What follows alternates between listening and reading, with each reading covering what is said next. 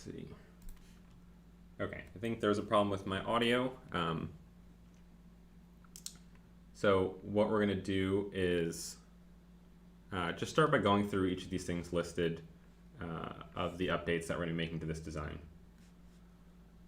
And I'm going to play some music. Okay, so first thing, we need to flatten the tape measure on the inside of the housing. And the reason we're doing that is because this is curved over here. And let me make sure I have this being shown. Yep. This is curved over here, but when you're actually winding up the tape measure, you can see when I have this bent, it's more or less flat. So I need to adjust the CAD model to be just like that. So first thing I need to do is I'm going to measure with my caliper to see how wide it is when it is flattened out. So now it is 25 millimeters wide. When it was curved, it is, let's see, it's like 20. Okay, so let's go back into the initial sketch that we made. So it should be this one here. So we need this width to be 25 now, but we don't want it to be in a curve really anymore. So let's change this to 25. And that ended up just making the whole thing longer, which isn't what we're looking for. So I'm going to have to actually delete this, so these arcs, and just make it straight lines instead. So I'm going to move back in history just so that we're not going to break everything immediately after that. So go back into this sketch. We'll double click on those two lines and that will select that whole region. And we are going to delete all of that. And then that means the sketch that we had for the tape itself is going to be off as well. So we might as well delete that while we're at it. And let me make sure I get the width that I just had there correct. So it's going to be 0.1.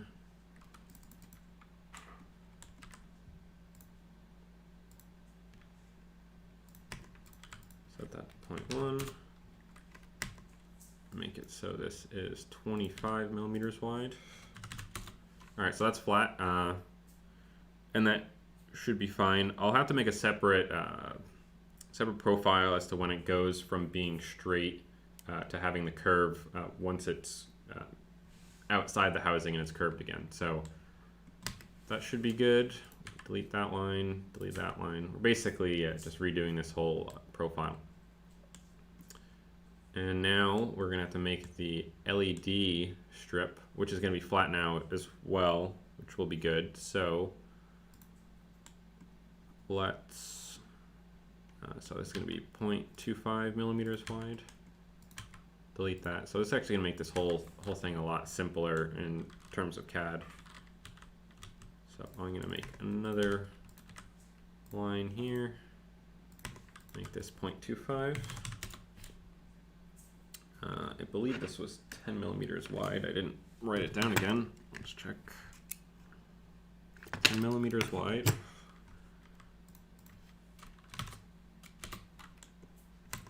And we're going to want these two lines to be coincident with each other, or collinear.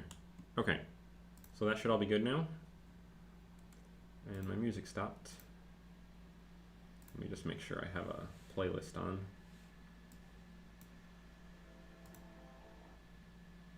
Let's just go here, or actually let's go to playlists.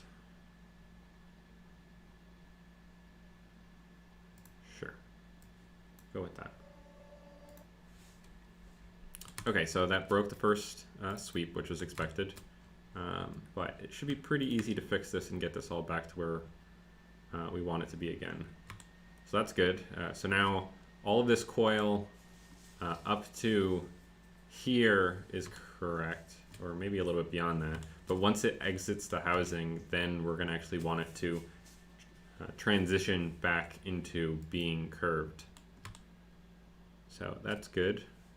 Let's go to the next sweep that we have.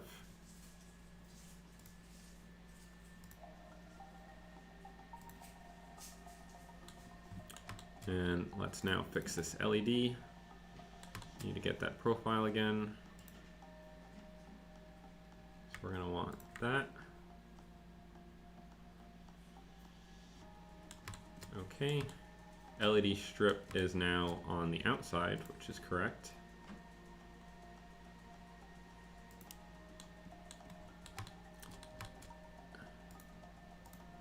And we got something going wrong with this sketch that we have here now. So we'll just delete this. This is the LED that's actually attached to there. I'm going to do a new project onto there, and I'll make that on the midpoint and trim that out. Okay, let's see. All right, now that looks correct. So that actually went by a lot faster on making those changes from being flat to being curved. Now the next thing that we need to do is I need to go from here over to here. We actually need to transition it so that it's being curved again. Otherwise it's not exactly accurate on how that's all going to go. So let's see. I'm going to go back over to this profile, and I'm going to change so the path doesn't go all the way to here. I need to make sure I have that sketch that I'm trying to work with on. And for path, I'm going to want to select this spiral, and I only want it to go to here for now. Okay. So, and now from here, I need to transition it from it being flat to having that curved shape again. So to do that, I'm going to go back in the history just to when I have that LED strip done. I'm going to reactivate the steel tape, create a new sketch, and yeah, this is a fine way to do it. Make a sketch on top of there, and I'm going to project this square that we have for the LED strip, and now we just need to remake that curve that we had before. So that was using a 3-point arc, 2 points here, 1 point in the middle there. Make this horizontal / vertical.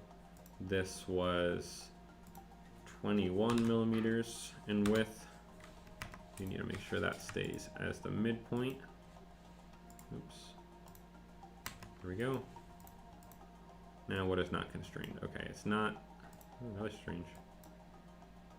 Alright, now we'll make that coincident so that doesn't go anywhere.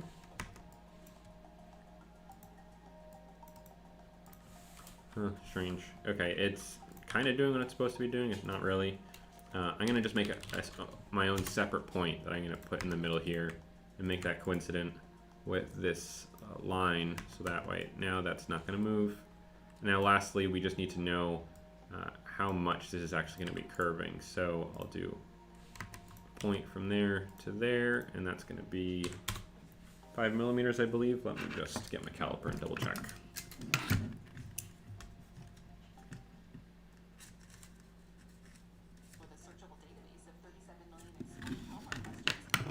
Alright, that's going to be 5 millimeters. And I need to get rid of these adds.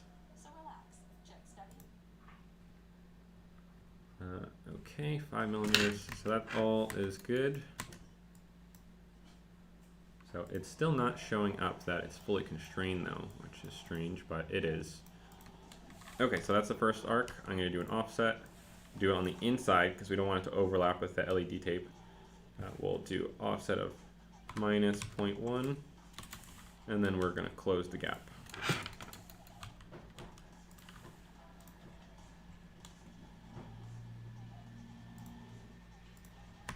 Okay, now we have our profile of what the tape is going to look like at the end. So lastly, what we need to do is not a sweep, we need to do a loft, which is going to make it transition from having this flat shape, and the tape measure being flat, to go to this new curve that we have here.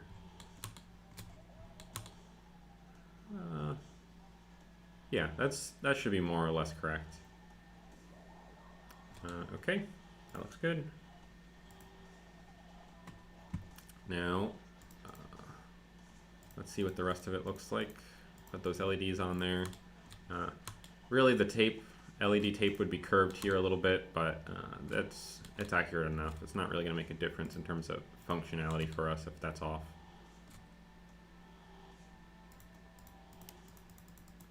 So I'm going to just keep going back into the design, and I have the housing off.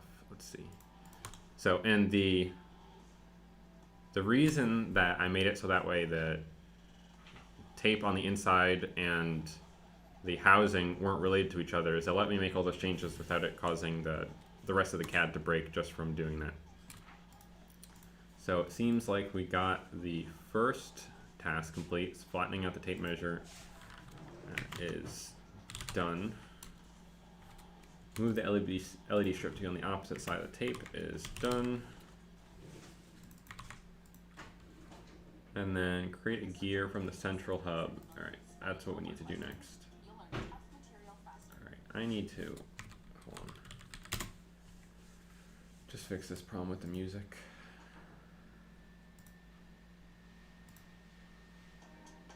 Okay. Okay, so the next task on the list was to create a gear from the central hub to be able to spin on the outside. And basically what that is for is just so that way when we push this tape measure inwards, this in the middle is going to be spinning as well, so that way it's staying tight as it's wound up. So the best way to do this, actually there's one more thing I have to change before I do that, which is since I made the tape measure flat, it's actually a little bit wider now, so now it doesn't fit inside of this housing. So I'm going to have to make a change to the housing. Just make a change to the housing so that way the tape measure will fit inside there properly. So let's activate this. Let's make it try 13. Let's see what that looks like. Yep, that should be good. Actually, I'll make it a little bit wider. There's no reason to need a tight tolerance on this. I'll do another 0.5 millimeter on the inside.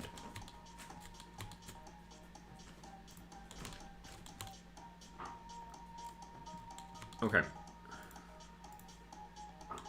So now we need to add a gear to this piece in the middle.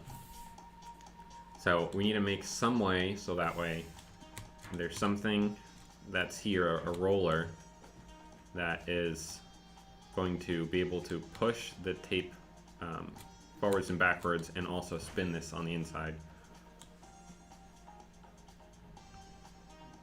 So that gets a little bit complicated because the tape, these LEDs are going to be hitting this housing right here.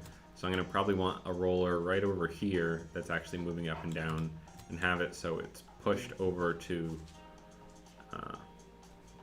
the left as it's doing that.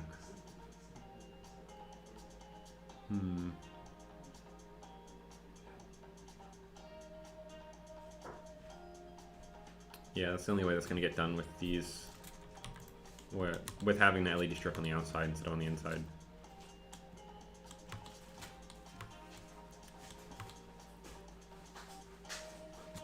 Okay, so let me make an adjustment to the slot in here so that way there's something for it to press up against on the opposite side. So let's go to the housing, and then this initial sketch, the width that we have here, instead of 6.4, let's see what 3 millimeters looks like. So 3 millimeters is probably going to be a little bit too tight. We'll go for 4.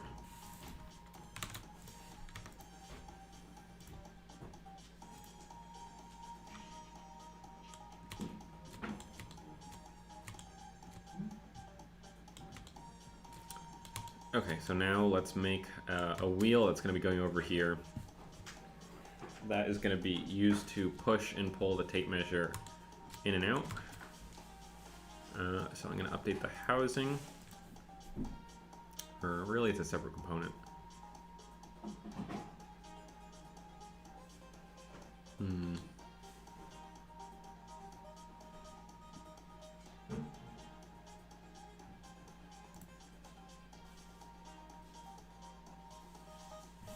trying to think of what the best way to do it would be. You know, I'll start by making the actual gear that's going to go on the inside and see if that helps me figure out how I want these two to be connected. So I am going to go into this sketch where I made the central hub, activate it, and I'm going to edit the sketch where I did the revolve. So I had it so it only extended out exactly with this other housing, which I'm going to change, and I'm going to extend it beyond that. So we'll make it, let's make it 5 millimeters wider. And we'll need, now we need to make it so it extends outwards so we could put teeth on here. So it'll be something like this.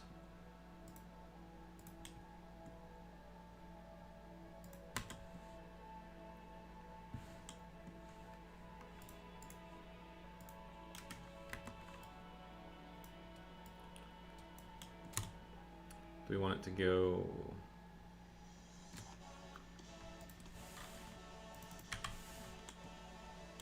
okay, we'll set a tolerance on here of 0.5 millimeter because we don't necessarily need that to be too tight of a degree, too tight of a tolerance, and we'll set this just to be the same diameter as whatever the width that we have here is. Alright, lastly, I'm going to delete 1/2 of the sketch, and then we'll mirror it to the other side. Okay. Now, why do we have that little lip on here? Oh, okay, so that's because we did a shell of this, so actually I want to change the order in which we're doing this. So we'll do 1 revolve, and we'll keep actually the line that we had here before.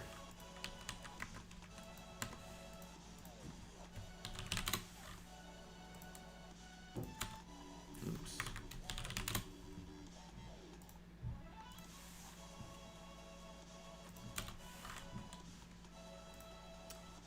Okay, so first we want to do exactly what we did before, which is make it so it does a shell on the inside, so that way we can get the wires to go through. And now we're going to want to do another revolve using that same sketch to be able to make the hub that goes on the outside where we'll add the gear teeth. So let's go to sketches, turn this back on, and make it so these get revolved around that same axis. And now that I think about it, I actually want to have it so that way the diameter of this is a little bit smaller than the case. It should be fine, actually. We'll see what ends up happening. Okay, so now I need to add the gear teeth to this. So there's a feature in Fusion to do that. And that should be going under either create, or there was a custom script they had in here to do it.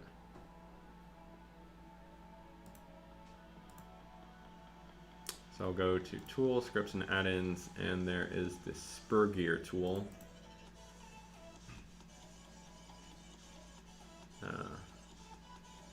Pitch diameter. Okay, so we're gonna make it so the pitch diameter is whatever this diameter that we have here is. And I could always adjust this diameter at a later point. So the pitch diameter is going to be 72 millimeters. So we'll go to add-ons, spur gear. And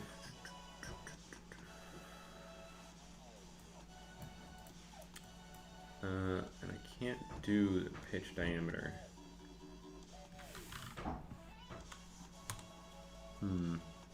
Okay, you know what we're going to do actually?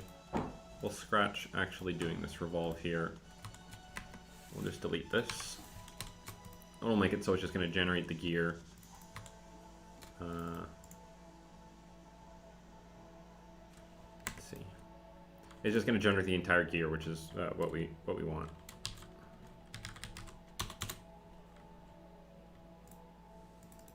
spur gear. So hole diameter in the middle is, we're going to want 15.5.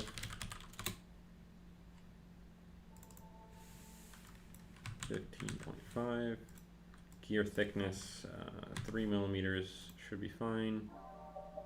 Root fillet radius, don't particularly care about.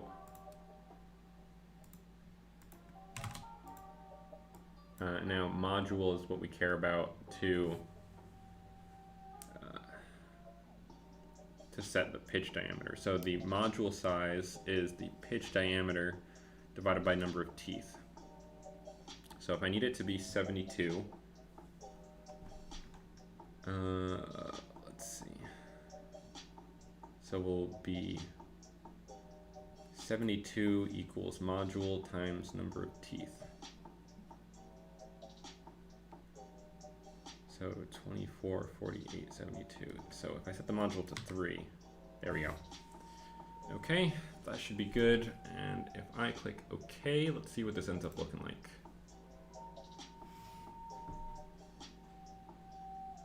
Okay, so it makes its own separate component, which is probably a good thing.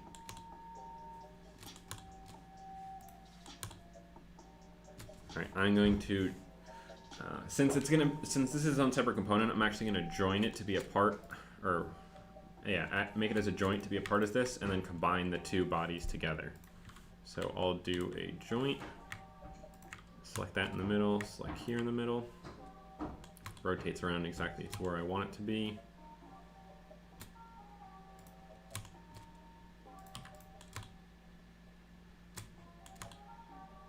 Okay.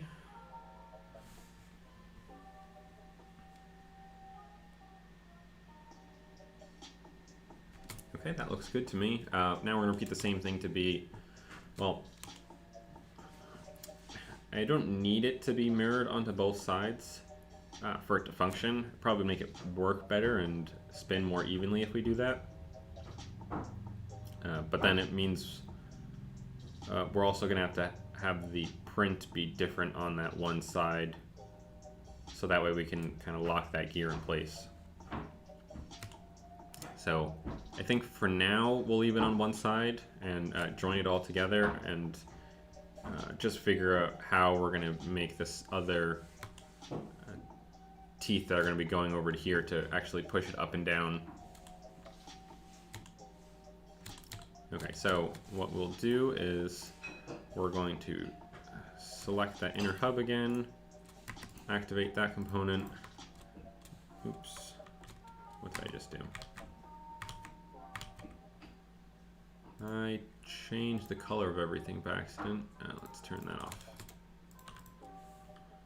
Okay, so I want to combine these two components together, so I'm gonna activate this hub once again, go to combine, select that body and the gear. And I don't want to keep tools because I don't have a need for that other component, but it does keep it there. So we're just going to go to remove.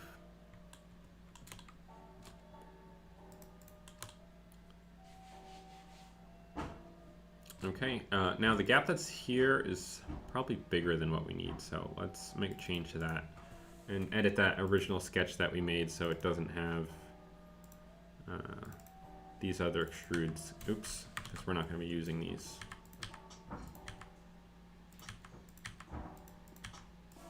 And delete any projections that we're not going to be using just to keep our design simple. So I made it 2 millimeters wide.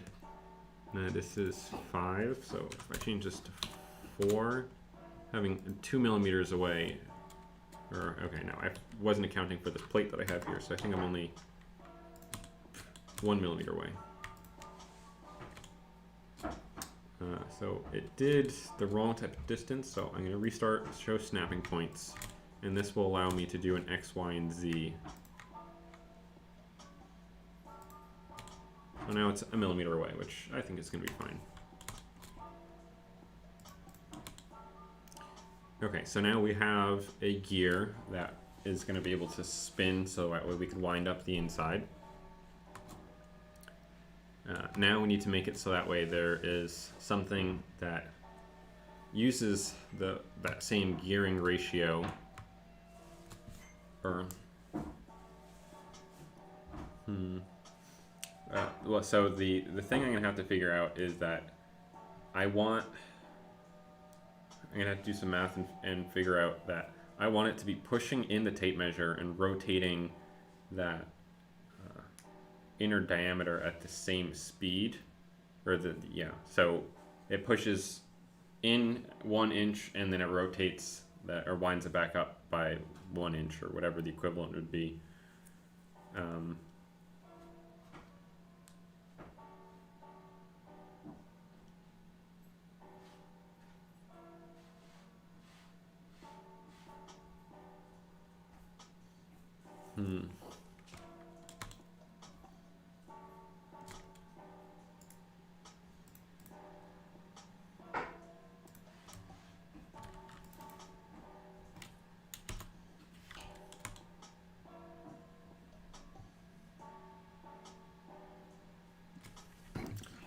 The other thing you need to be able to do is this tape needs something that can actually grip onto it and push it. I'm not sure what, as of right now, is actually going to be able to do that. So if I push this back in here a little bit. Oops.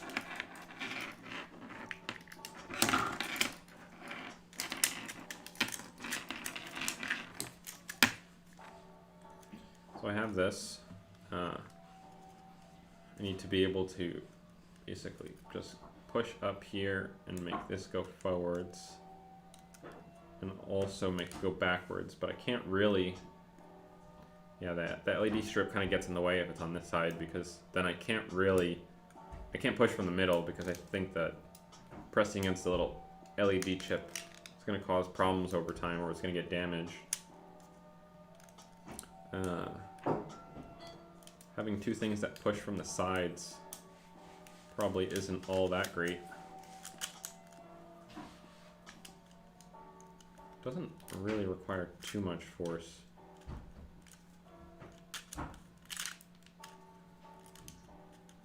You know what? I think I'll try making it so that way there's something pushing from the sides of the tape measure where the LED chip isn't. Because I don't really know how easy or difficult how easy it's gonna be to push out as of yet. Simply because I don't have something that's winding up the hub in the middle, so it's a lot more difficult right now than it will be when it's actually made. So I'll make 2 wheels on either side of the LED strip that are actually pushing or pulling the tape measure back into place.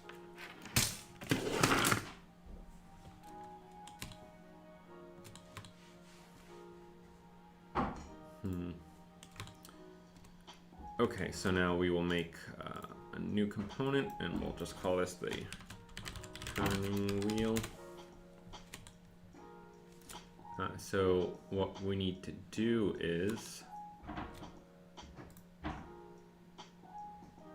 and now let's have to figure out what material I want this to be out of, because if it's just a PLA or something of that sort, it won't have enough grip. Actually, I'll probably end up just printing out a PLA and putting rubber bands on it, and that should give it the grip that we need to be able to actually make it move in and out. So to make this evenly spaced, what would be the best way to do it? Alright, first we will... Alright, we'll just make a sketch from the side. We'll want it to be really like right over here, because we want it to be pushing against this wall that's on the inside.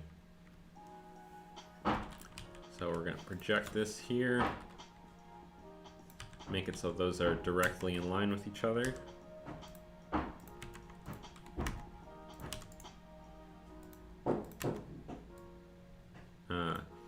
Now the diameter that's going to be, I'm going to have to figure out, because I need it so that way the two pieces spin at the same rate.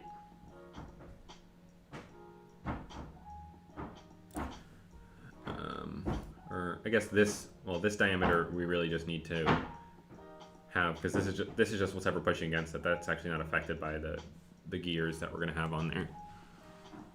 So we'll set this to be 20 millimeters.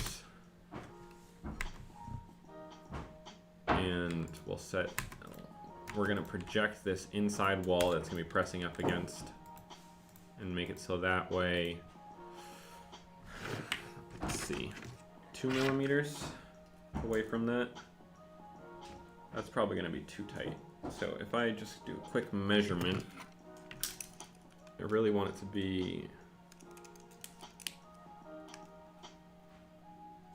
like 3 millimeters. So that way it's just going to put some pressure on there. All right, that's good.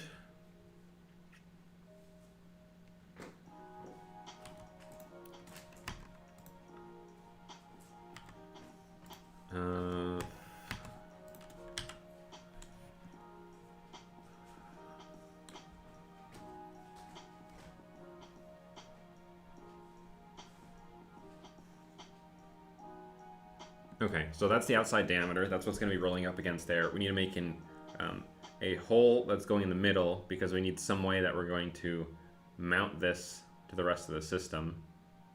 So we'll make arbitrarily 10 millimeter diameter on the inside, and then we'll do finish sketch.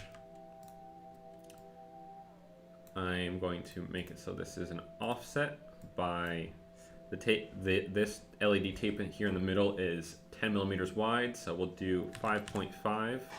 So it's offset by 0.5 millimeter from the tape. And we'll make it 7 millimeters wide.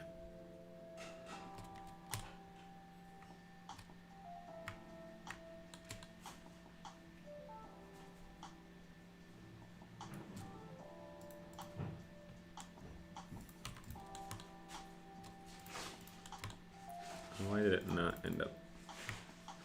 There we go. But that actually doesn't look like to me like it's actually going to be pressing up enough based off the CAD model. So I'm going to make it so it's going to be a little bit closer. We'll do 1 millimeter away. 1.5.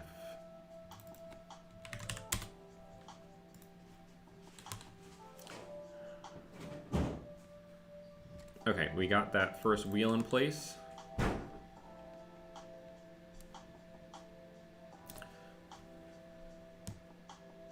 Now we're going to duplicate this component and make it so it's mirrored on the opposite side.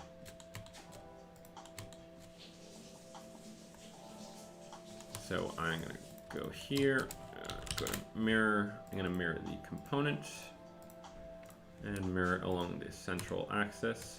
I clicked the wrong one. Okay, that's where we want it. Now we need a way that these are going to be mounted onto the housing. Let's see, show all bodies. So I'm going to have to adjust the housing so that way there's a slot here for this to actually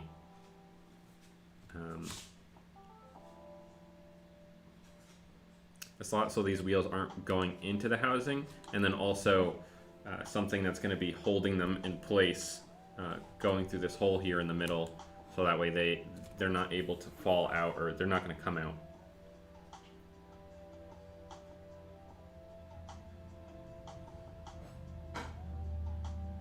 And because we have 2 of them,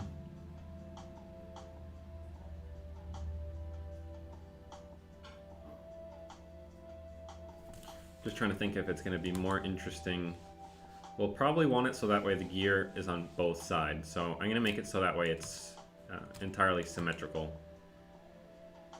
Because otherwise it'd be a little bit funky in terms of how I'm going to have to design the mechanism that's going to be going into here. So let's update this housing. Let's go to activate. Now, let's see. All right, I'm gonna update the original sketch that I made and just make a line somewhere down over here. And we will make it 15 millimeters away from the top, and I'm gonna update this extrude so that way it doesn't make that section. Okay, so that's good. I made it a little bit too low. Let's try doing it to, I don't know, 10. That's not gonna be enough. 12.5.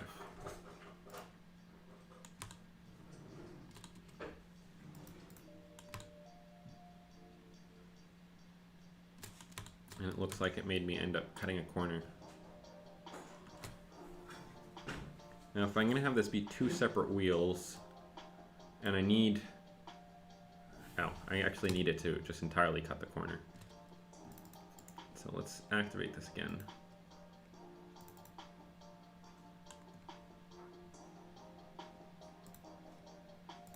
Let's get rid of that there too.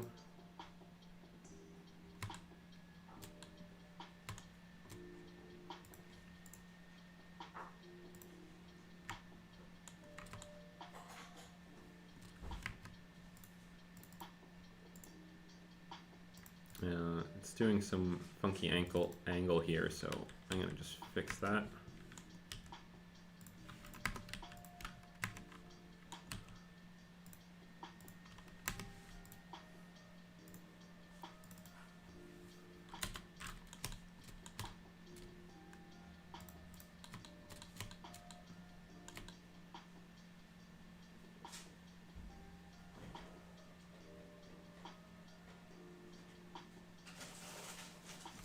Okay, so what I'm thinking is there's going to be, there's two things that we need. Is that we need to have it so that way on this side there's a gear that meshes with here. So let's make that first, just so we can kind of visually see how this is going to work a little bit clearer. So let's activate this component. Just make sure you need to have this line go all the way across. Have it, it's not making that either.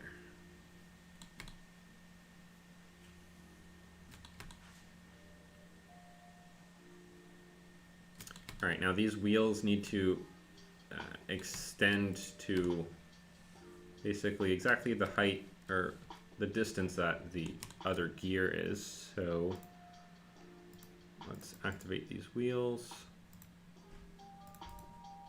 And it's saying there's a problem with this point.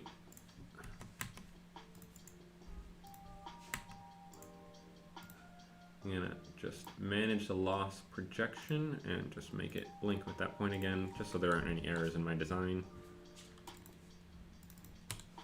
All right, I'm gonna extend it to be that same distance that the gear is going. So I'm gonna rotate, click that inside edge of the gear, do okay. All right, and now I'm actually gonna make the other gear that's gonna be going on to here. And see if I can get it so that way the teeth will end up meshing together. So to do that, I need to just record. We got a 20 millimeter inner diameter that we're working with.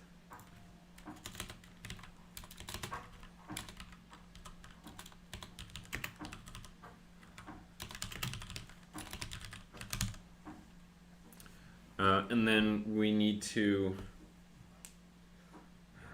I guess for now I'll just estimate the number of teeth that's required to make it so that way these two will mesh together. So if I go to add-ons,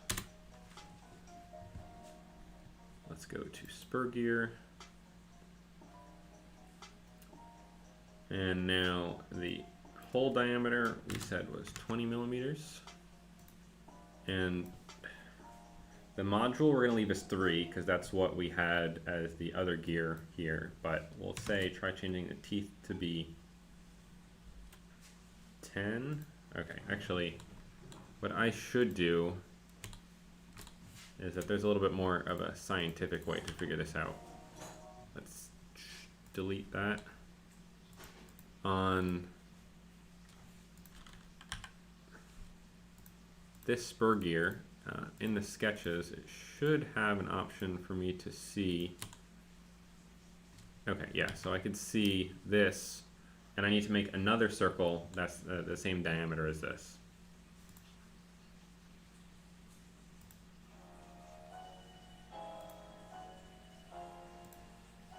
So to do that, let's now go to my wheel.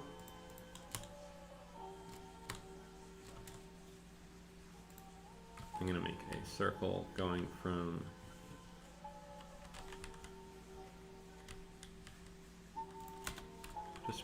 so what I'm doing is I'm just making a sketch that's going to be a reference that's going to tell me what diameter I'm trying to get it to be. So I want to have something that's a 36.374 millimeter diameter.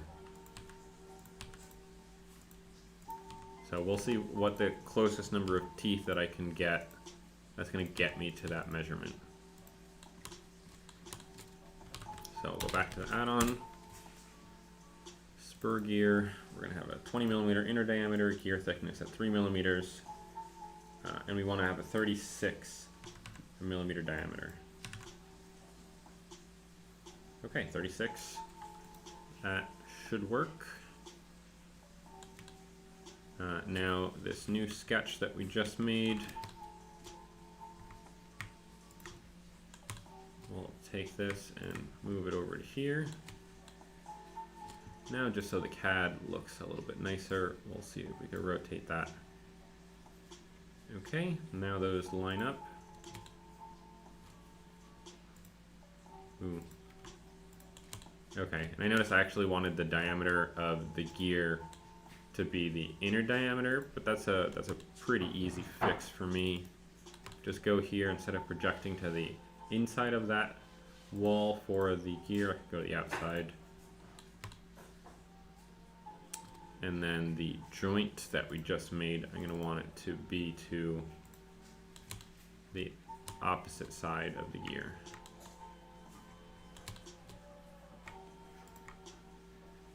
So we'll go to flip, and that's good.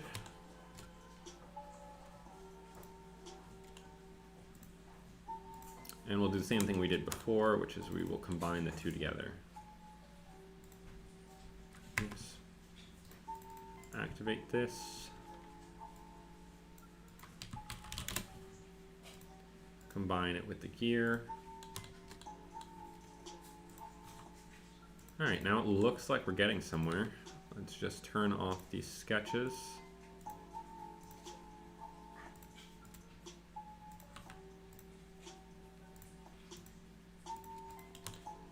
Okay, so now we have the two gears.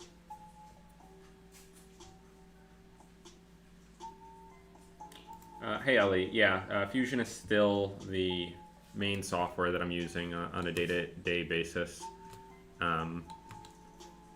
For my day job, it's what I use. Most of the CAD that I'm doing is relatively simple in terms of complexity, so it's more than good enough for everything that I need to be using it for.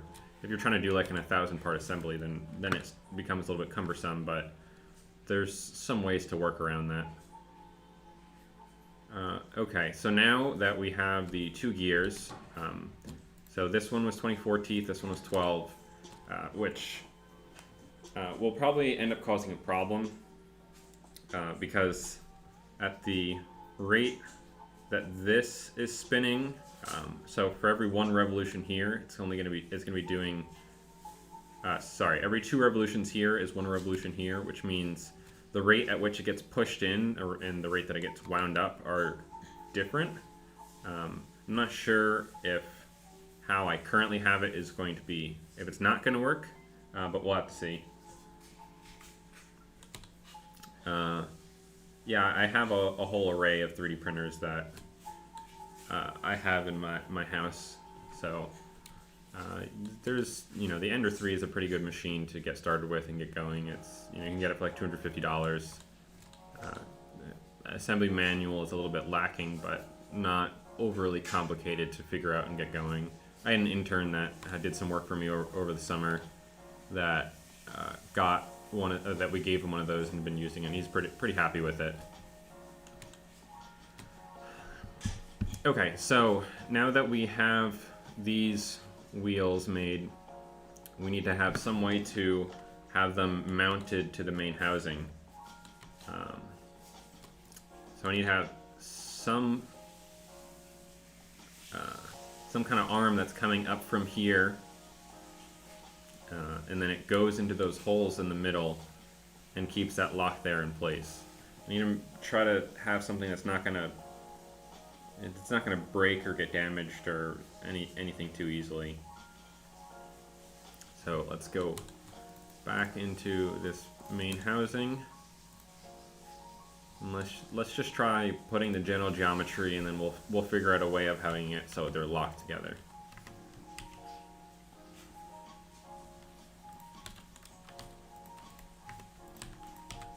So let's offset these. Tolerance on this, I'd say, doesn't have to be too high.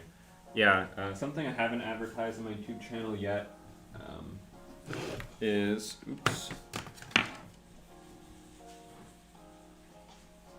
This isn't even one of the complete ones, that I have been making some masks as well that I will make some videos about at some point in the future, but I did a whole bunch of production. This has a N95 MERV 16 rated filter that's inside there that I've been using for my mask every single day, that we were scaling up production and done some stuff for. Okay, where was I? So I made this hole in the middle. Now I need to make it so that way that's going to end up being attached to the main part of the casing. So let's make some lines.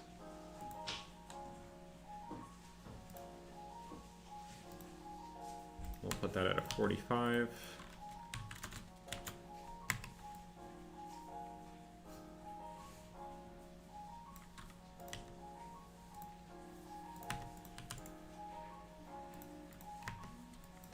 And we got to make this coincident, or sorry, tangent. And we'll do actually more like a 30-degree angle. So we want to extrude this from both sides.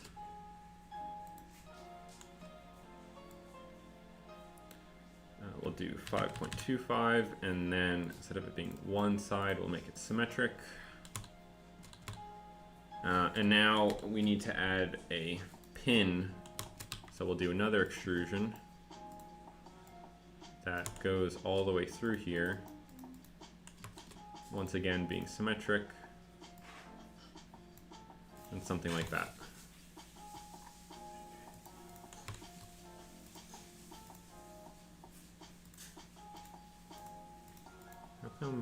Okay, whatever. Okay, so that kind of defines what we want to have as what it's supposed to be doing. Now we just need to make some way that that's actually going to be able to be locked in place. And in terms of printing right now, it's not going to be great to actually try to print that. So I probably will change it at some point in the future, so that way just so that there's some way that it could be printed separately, or the orientation would be better, so that way it's not going to need to have supports. But what I'll do now actually is that we'll make it so the gears actually mesh with each other. So if I go to enable, so first I need to make a joint for this gear. So we'll select that, revolute. That could revolve around, and now we need to make it so there is a motion link between these two, and I need to turn those joints back on.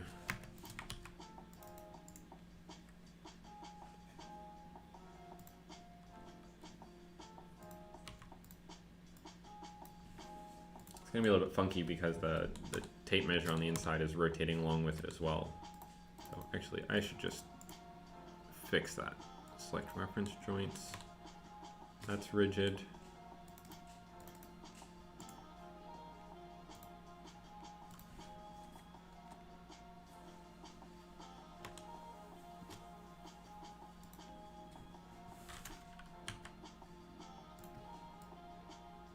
Okay, so now that is the only part that spins on its own.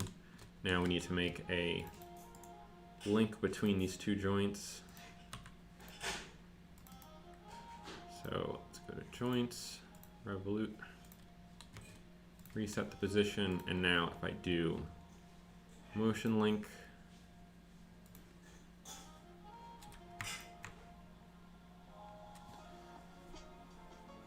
okay, so 360 on one is the same thing as 180 on the other, and that's the wrong order, so let's try doing it like that. There we go.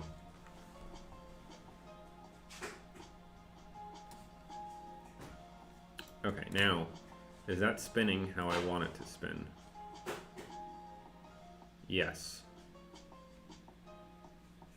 So when I am rotating counterclockwise, it's pushing the tape measure in, and then that is making it so this wheel, I want it to be spinning clockwise because it's tightening it in more. Clockwise, counterclockwise. Yeah, that's what I'm doing. What's supposed to be doing.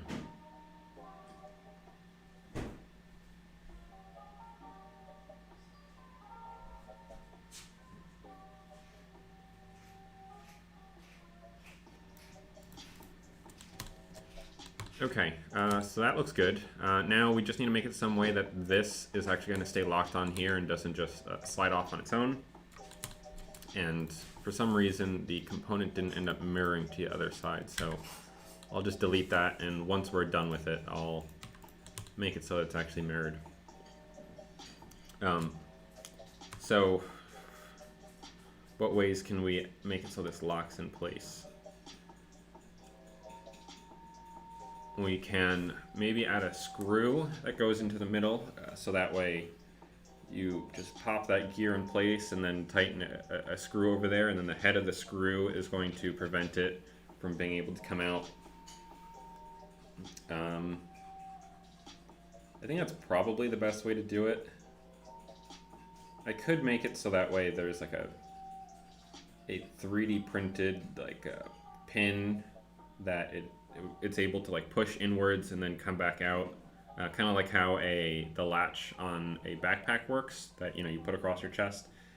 But I don't think in the real world that's how I would end up making this if we turn this into something beyond a 3D printed product. So I think just putting a screw in the middle is probably the safest and easiest bet to get this working as we want it to. So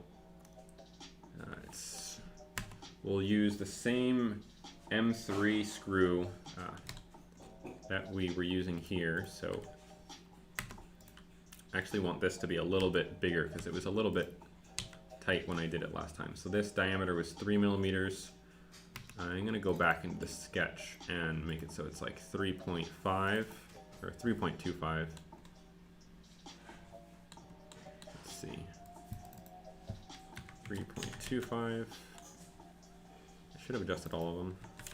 Yeah. We'll go 3.3.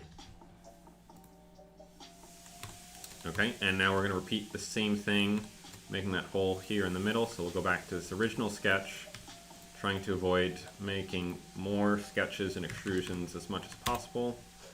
3.25.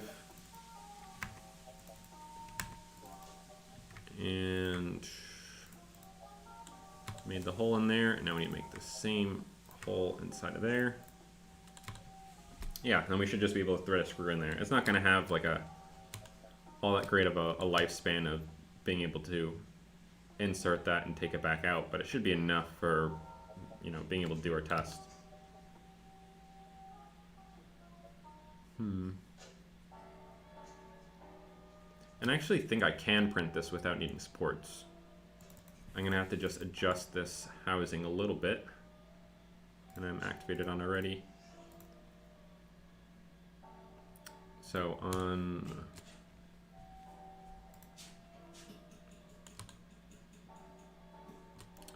all right, for simplicity's sake of making it so this is easy to print, I'm going to change this so that way it extends just to this surface here. So I'm going to have to get the measurement for that.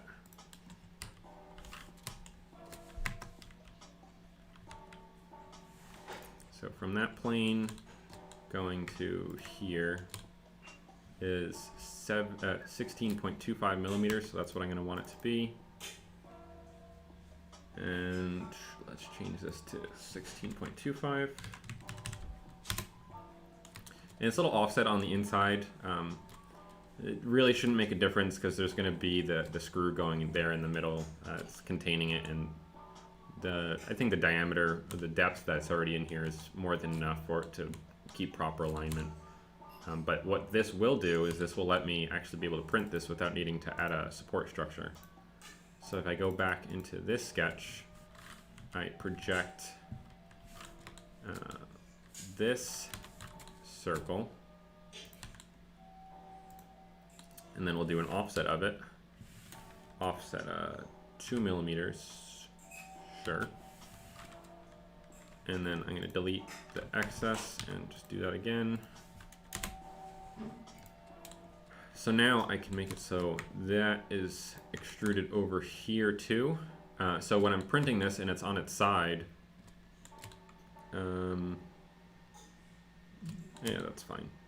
When I'm printing this and it's on its side, it's going to be able to bridge this gap here in the middle without any issues.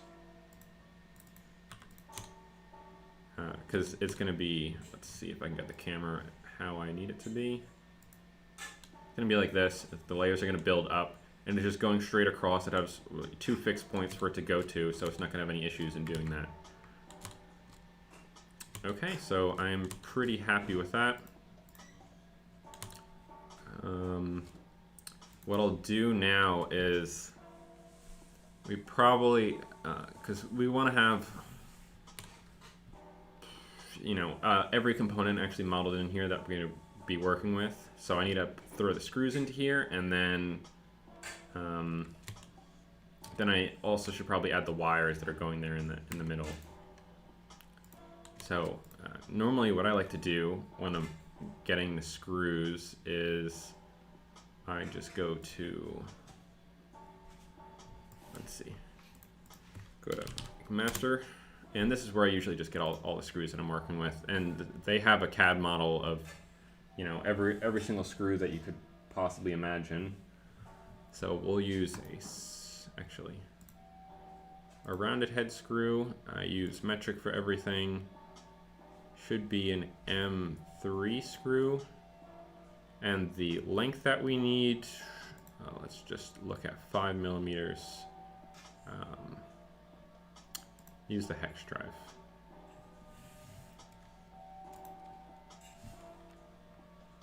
Let me just check something. M3 screw diameter.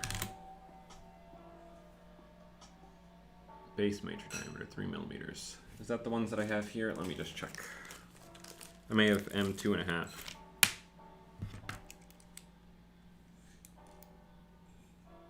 No, it's 3 millimeters. Okay, yeah, M3 is what I want to go for. Now, for just checking to make sure the depth of the screw that I'm picking is going to be long enough, let's just go from here to the inside here. That's a total of 20 millimeters. I don't need it to go the full 20 millimeters. I really only need it to be maybe to here, 15. That's probably still too much. I'm gonna go with the length as 10 millimeters. That should be more than enough in terms of, you know, the depth of the threads. So I'm gonna go to this component. Should go to product detail, and then if I scroll down, or don't scroll down, where is it? There's somewhere that I can actually Okay, so it's just a save button right here. I could just download the CAD file, the step file that we're going to be working with. So we'll download that, and I'm going to upload it into Fusion. Functional parts. And if I'm working with something that has a lot of components that are going to be a part of it, I usually make a separate components folder. If there's a lot of things I'm going to be importing and working with, which there are going to be a few that we're going to need to at some later point. But as of right now, it's pretty simple, so we don't need to go too crazy. So I'm going to just upload that new file that we just got. And then once that's done uploading, we're going to import it into there. So that way we can make sure that it actually matches the screw head. The diameter of the screw head is actually going to be able to hold that gear in place, and just make sure everything that we're making is accurate, and we know when we print this and we go to actually build it, it's going to be doing what we intend it to do. So I'm going to go to where the file was saved. I just right-clicked and I went to Insert into Current Design. We'll rotate it 90 degrees, and we are going to make a few screws, or position a few of them. So I need to make a joint. I'll select the middle of that screw, and I'll select the middle here. And see, this is why it's good to actually load in the models that you're going to be working with, because clearly I wasn't thinking about that the screw head wasn't big enough to close this, so this would have never worked if I didn't load the model into there. So I'm going to edit this wheel and make it so that way there's a hole, one more inside of here. I'll make this 4 millimeters. I don't need to have it threaded all the way through. And I'll have to make one more sketch. So I'm going to turn on that sketch that we are working with. Let me just see. We'll go to extrude. I'll select that profile that we just made and go from object from here, and we'll go back 2 millimeters. That should be more than enough. And I'll just do a section analysis just to make sure it's going through the depth that we want it to. Okay, so that looks good. 2 millimeters should be more than enough to make sure this actually stays on there and it's strong enough for it to hold. And the screw here doesn't look like it's actually threaded into place, but that's just because we are 3D printing this and the tolerances don't precisely match up. So I need to make it a little bit bigger, and as it prints, it will probably be a little bit undersized, and then we'll end up having it working correctly in the end. So Fusion right now is showing a section view, even though I don't have any analysis turned on. So just flicking the light bulb seemed to fix it for me.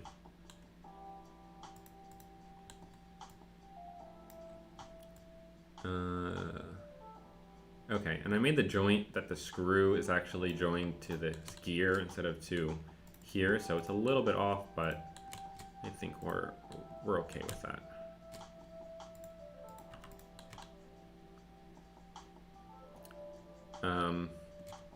What I could do is I can make it so there's like grooves, so you could put the I'm gonna put a rubber band going around here, but I think it should be fine just like this. So what we'll do is this component that we just made, along with that that screw, I'm actually gonna click and drag the screw into the turning wheel just so they're into the same component. And we'll do the same thing with the 12 teeth component and the tape housing. The 24 gear tooth is going to go as part of the spinning wire holder.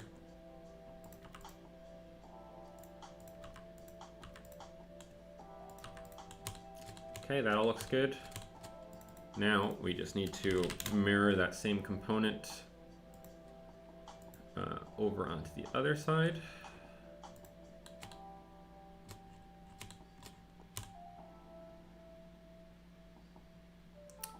That looks good to me.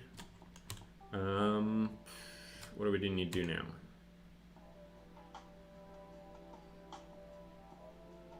So I need to put in the model for the screws, or I need to just put in the screws that are actually holding this housing together. So this screw that's supposed to go here actually wouldn't be able to be inserted. So I may end up just taking that mounting hole out.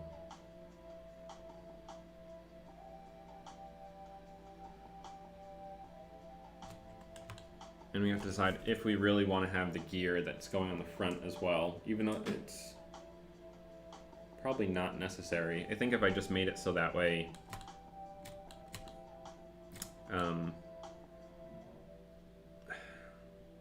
just made it so that these two spun at the same time. If I made the screw that we have in here long enough that it's actually not threaded into anything other than this component and this component, then I can make it so that way once it threads in, it gets over to here, those two together are going to lock each other in place. And then I don't need to have the gear on the other side. Yeah, I think that's probably a better idea on how to do this. So what I'm going to change is that I only want the gear threaded into this component. Or yeah, I need a pretty long screw. Let me just see how long it's going to end up having to be.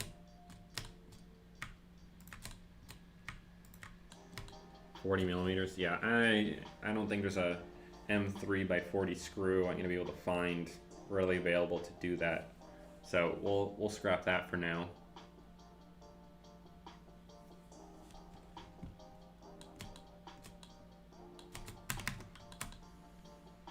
Okay, so we'll load in the models for all the screws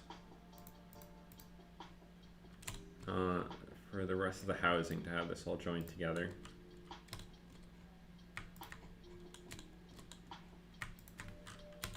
There's one. I'll get rid of the joint just so it's not visible. And we're going to add 2 more screws to here. One thing to note, if you are doing something that ends up being a pretty complicated assembly, the more components and the more detailed each of those components are, the longer it's going to take to start loading everything. So screws that actually have the threads in them like this are pretty taxing on the computer just because of the threads on here.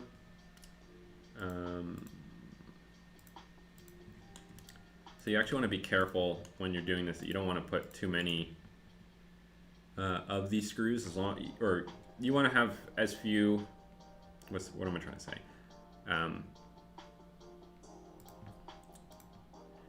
You don't really need a model that has the threads in it.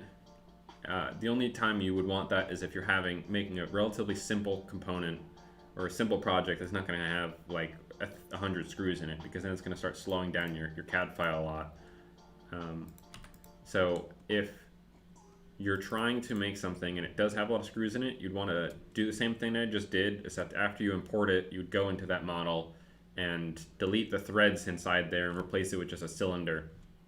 And that way it gets the same, actual functionality of having the head and diameter and everything that's supposed to be on there without taking a whole lot of extra computation time.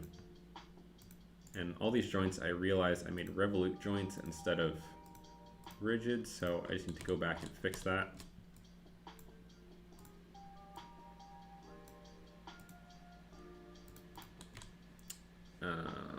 Okay, let's look at my list, see what else we have to do. Create the gear for inside the central hub. That is done. Make a slot in the central hub larger for the wire. I have not done that. Okay. So on the previous version I made, this little hole that's on the side of here wasn't big enough to be able to feed all the wire through. It ended up being a big pain. So what we're going to do is just edit this, and instead of it being a circle, can just go with a rectangular slot, 4 millimeters by 18, sure. We'll delete that original circle and just update that extrusion. That's better. And I'll round this.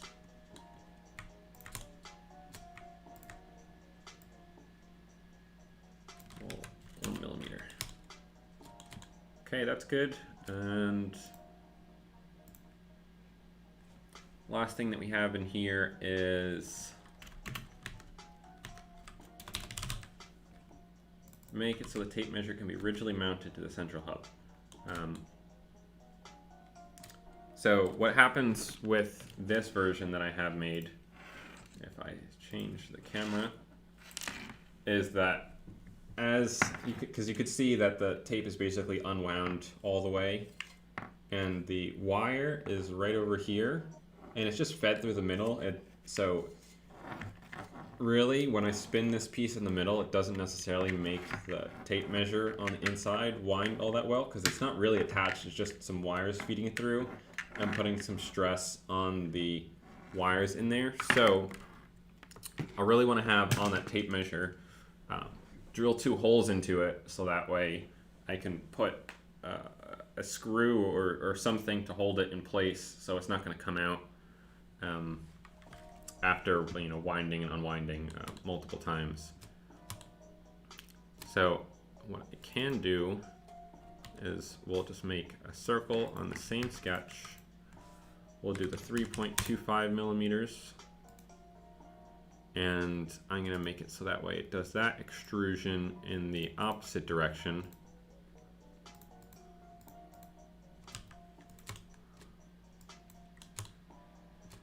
Okay. And what that will let me do is on the tape measure, so if I turn on the steel tape, once that wraps around,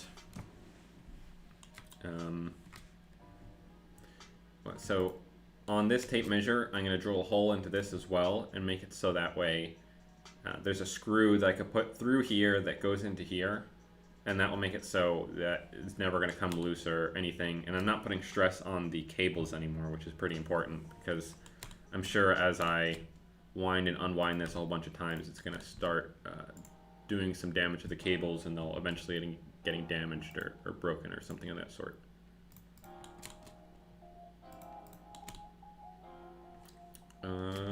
Okay, so if I look back at that, that is done.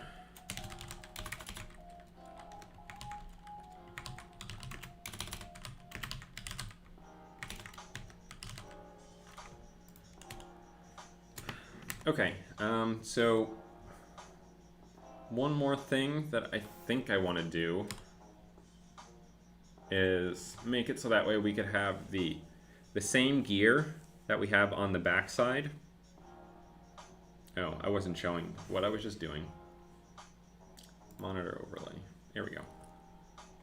Sorry about that. So all I did was I made a hole in here, so that way this tape measure can have a screw going through it, going to that hole, so they'll spin with each other, and I'm not putting stress on the cable. Okay, so I think last thing I'll do is I'll make another gear that's going to go on this front face. And what that will do is that'll make it so that we can have it spinning from both sides. And the mechanism on this side is going to have to be a little bit different, because I don't want to make it so it's attached to the main body, because then it's going to get really complicated to 3D print. So I'm going to make it so, how can I do this? So I'm gonna have to make this diameter smaller slightly, so that way we can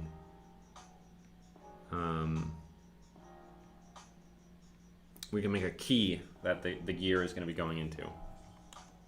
So if I select this, we'll make a new sketch on this front surface. So say, we can keep this as big as possible. we'll make another rectangle or square. Make those two equal. Do something like that. So we'll have to do 2 extrusions to get this to be the way I want it to be. So first we need to remove this material here.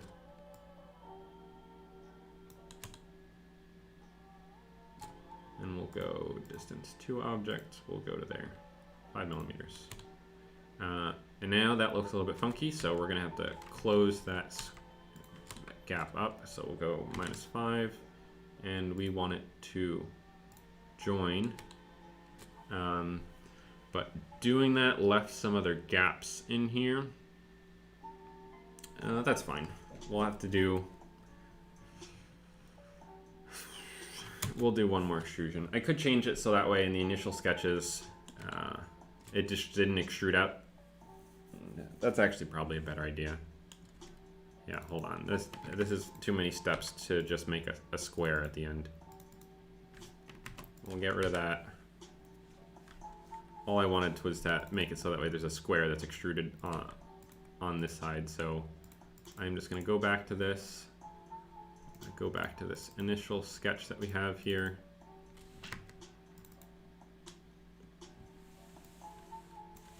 Heck.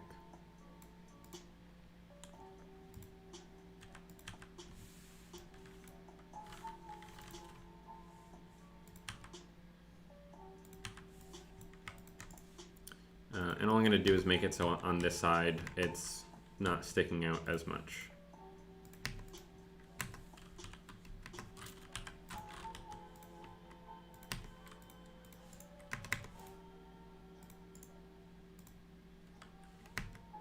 Now, why is that still constrained?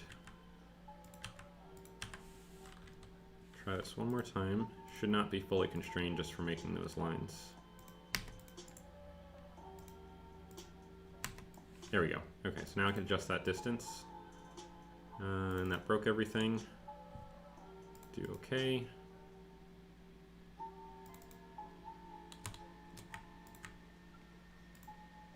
That's good. Actually don't want this side to be open. I want this to be closed. And that broke the projection on that most recent sketch that I just made, but that's okay. That'll be easy to fix. So I want it to be 2 millimeters beyond there.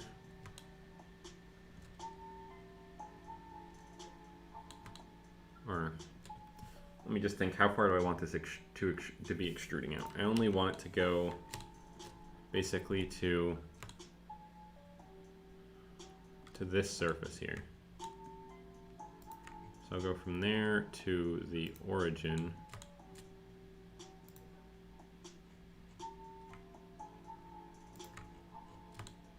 That's definitely not right. All right, let's just restart the selection. Going from that face to the origin.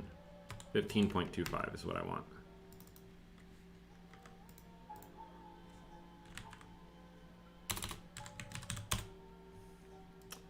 Okay. Perfect. And now I'm just going to delete this sketch and make a new one. We'll project this edge, make it a rectangle, make these two equal, and then we are going to just extrude that out.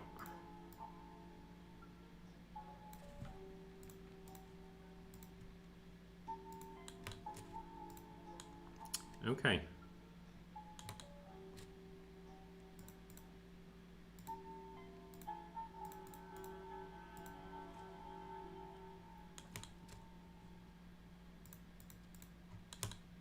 Okay, now last thing I need to do is make this same gear, except it's going to be on this side, and we will want it so that way it will lock into, or at least snap into place, so that way we'll have both sides spinning at the same time. And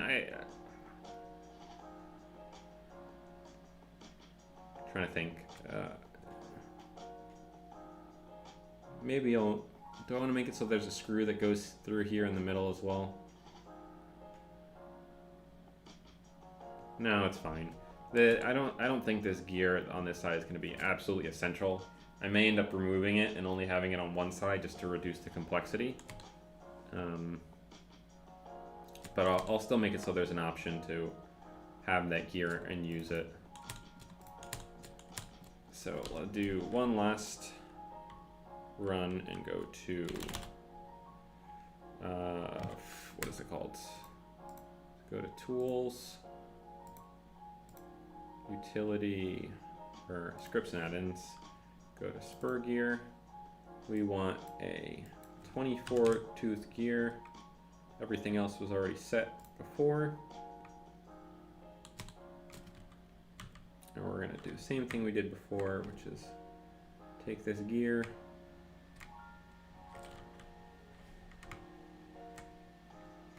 get its midpoint, put that in the middle here, and we are going to flip that around.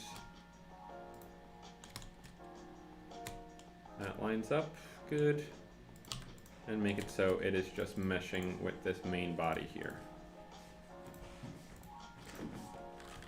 So we're going to do project, offset the whole thing, and we'll do 0.5. That should be enough. And project this circle, and that's going to go -3.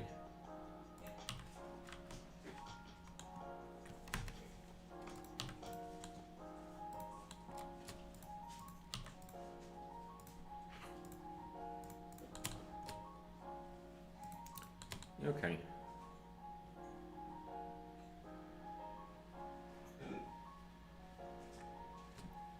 Okay, I think that's just about everything I want to get done. I don't think there's too much else to add or to check for until we have an actual functional prototype to see what happens. These two are off. I'm gonna make this front plate a millimeter thicker.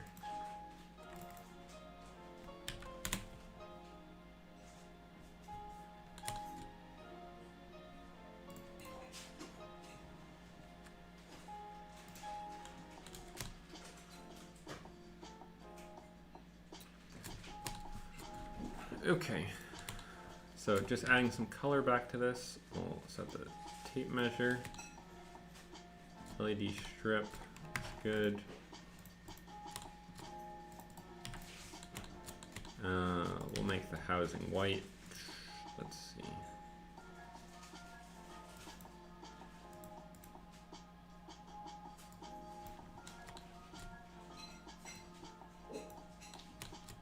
And we'll go for some gears in black.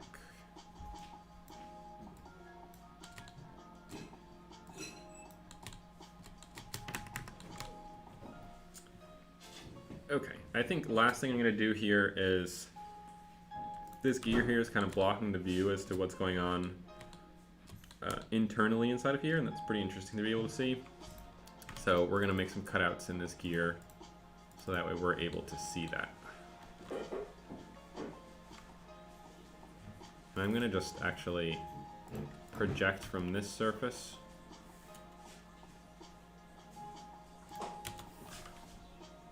Just so that we have that already, and we'll do an offset here.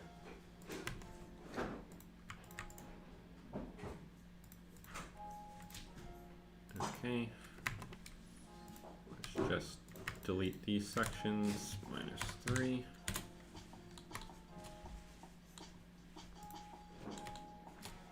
Okay, and now that, follows the same look as what we had there, we can see internally now, see what's going on. This will spin along with it, and we'll make this gear lastly rigid with there. Okay.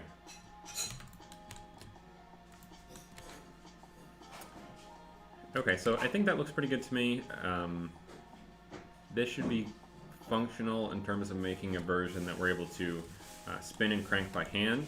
And then after this, if everything goes well, I'll load in the CAD of a NUMA 17 stepper motor, make it so that way that could be mounted onto this assembly, and see what changes we need to make so that way there's an actual motor going into here. So we most likely just have the motor mounted like directly here, and then it'll be spinning this central hub, which will also be making this move forwards and backwards.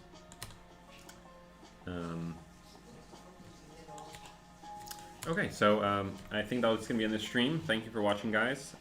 As soon as I have a functional prototype of this new version, I'll be making another short video like I did last time, just going over what we did today and what the next steps will be.